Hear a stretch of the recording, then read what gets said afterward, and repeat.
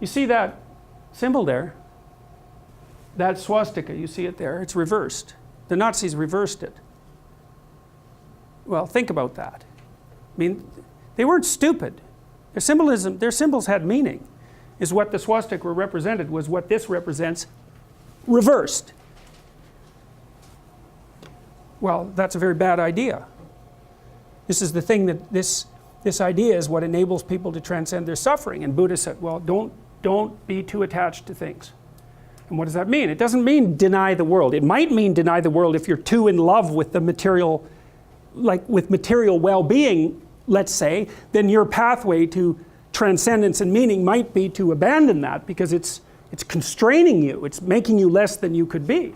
But the fundamental lesson, the more fundamental lesson that's underneath that is don't let what you are stop you from being what you could be.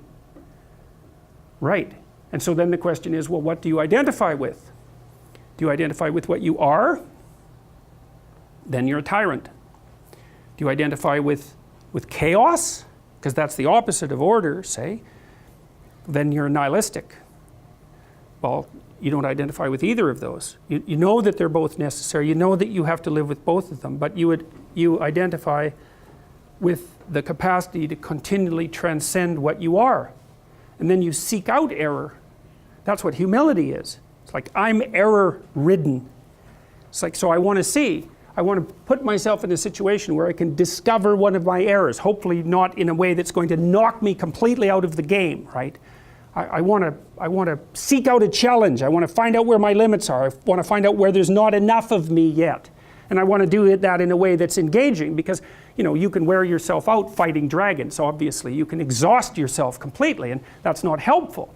You know, one of the things I learned, for example, when I was coaching lawyers, these were people who had very high-end careers, and so they had an infinite workload no matter how much they worked. Flat out, there was always way more work that they should do. It's a very difficult thing to learn to manage. And so they were exhausting themselves, and I said, well, you know, you have to work less per day. It's like, well, no, that's not happening. I can't do that. And so what I learned over time was, okay, so this is what you have to do. Every 3 months you have to block off 4 days and go have a vacation. And you have to plan that in advance so it's in your calendar so that your secretary doesn't book your time. And then you need that because you have to recuperate enough so that you can work as hard as you're going to work. And of course they were nervous about that. And I said, well, look, we can calibrate this. Let's keep track of your billable hours over the next year and see if they increase or decrease. Because I bet you if you take more time off, you'll actually have more billable hours. You'll actually have your cake and eat it too. You'll get to have a vacation and you'll be more productive. And that inevitably, that was what happened. And so that's a matter of calibrating the game properly, right? You want to play a game that you can play today, but also one that you can play next week and next month. We're not talking about, you know, your career this week. We're talking about you having a career that lasts 30 years, that doesn't kill you, that doesn't make you hate yourself or the job, that doesn't make you bitter, that doesn't wear you to a frazzle. So it has to be optimized. And so I think that you can, in fact, decide to take on the load that's optimally meaningful if you want, and then you get to have your cake and eat it too. You're on the pathway to continual incremental improvement. You only have to burn off a feather at a time instead of having the whole bloody thing burst into flames. But it's a constant source of renewal. And there's an idea that to be renewed, you have to drink the water of life, right? That's an old mythological idea. And what's the water? The water of life, chaos is water. Water is chaos. Water is what washes away too much order. And to stay continually, let's say, refreshed by the water of life is to take on exactly the right amount of chaos to make sure that your garden is properly nourished. And I think meaning is actually the marker of that. And as I said, you know that I wouldn't consider myself either naive or particularly optimistic person. I don't think I'm either of those. But this is actually an idea, this is one of the only ideas that I've ever found that I really believe to be rock solid. I actually think that it's true. And it's very optimistic because it says you can use your sense of meaning to calibrate your progress through life. But there's rules. You have to aim at the highest possible good that you can conceive. Now, and that's subject to update because what the hell do you know? But you start by aiming at the star you can see rather than the dimmer one that you can't yet perceive. And then you decide that you're going to do that honestly, right?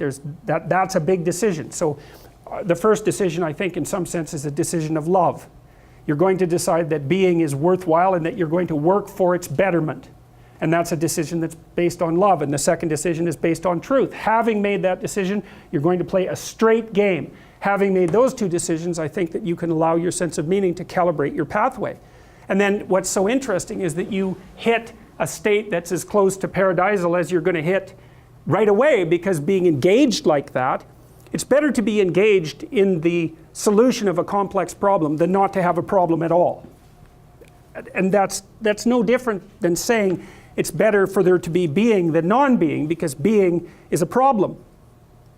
And so if you want to have no problems, then you have no being. And you could say, well, being is so miserable that maybe that's the route we should take. And fair enough, but maybe you can have your cake and eat it too. You can have the damn problem.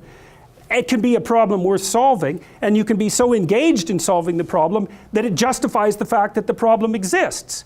And then you get to have the problem and the solution at the same time, and maybe that's better than not having the problem at all. And I believe that, because one of the things I have seen, and I've seen this being so interesting when I've been lecturing to people, especially more recently, and this has also manifested itself on YouTube. I'm talking to people a lot about responsibility, and it's young men in particular that seem to be responding to that. And I think that's partly because I think that young women, in some sense, have their responsibility map already laid out for them. It's also less voluntary in some sense for women, because they have more complicated problems to solve in the first part of their life, right? Because they have to get the family problem solved. But whatever. I've been talking in a very delineated manner about responsibility, which is a strange thing to sell to people, but responsibility is what gives your life meaning. And so then you might say, well, then take on ultimate responsibility. And what happens? You have an ultimately meaningful life. And then you might say, well, if your life is ultimately meaningful, doesn't matter if it's punctuated by tragedy or even predicated on tragedy. It's worth it. And I think that's true. And everything I've seen indicates to me that's true. Every time I get my clients to take on more responsibility, and it isn't an injunction. You're a bad person, you should take on responsibility. It has nothing to do with that. You can define the damn responsibility. It isn't something that someone else should impose on you. It's not a matter of doing what you should do in some abstract manner. It's not that. It's the choice of what game you're going to play. And you can play the game of the seeker, I would say, and if you play that game, then everyone wins. And it's the best game you can play.